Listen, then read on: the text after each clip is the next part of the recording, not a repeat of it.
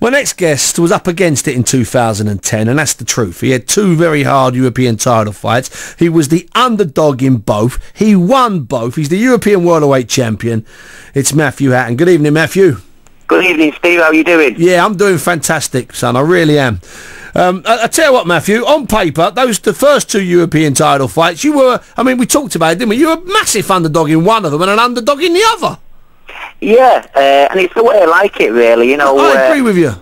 So, you know, I like it sometimes when the, you know, people are writing you off and you're the underdog going into the fights. You know, it gives you an extra incentive to not only to win the fight, but to prove people wrong. So, yeah, it's been a good year for me. It has indeed. Now, let's look forward. We're not talking about 2010. How does 2011 look for you, Matthew?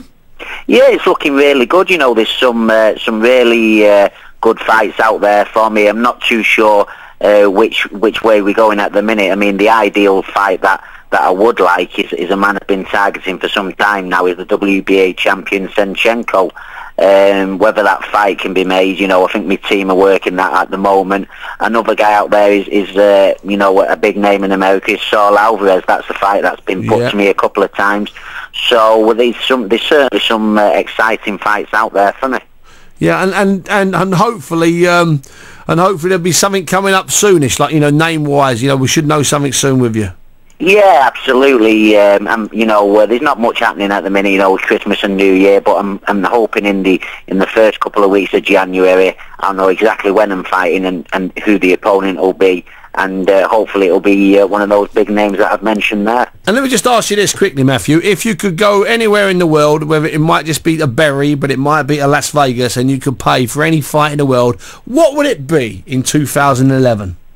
Well, you know, it's quite an easy answer, Steve. It'd probably be most people's choice. You know, it's got to be the Pacquiao Mayweather fight, and you know, it's such a good fight, and it's the fight out there everyone wants. You know, you travelled from here to the end of the world to watch that fight. So you know, I just the same as every other boxing fan, I just hope that fight can be made in 2011. Listen, so do I. I'm not sure it can, and let's hope it can. Matthew, listen, regards to your family, we'll see you in the new year. Matthew Hatton, the European welterweight champion, and a kid that sometimes gets, somehow people think he's had it lucky because his brother, he fought a guy that only lost once, Yuri Nuzhnenko, okay, and he beat him hands down. It's fantastic. He dropped him early on as well. Fantastic performance. You know, we're a big fan of Matthew here on the show. We think he gets hard time, and we like to correct the balance. Now,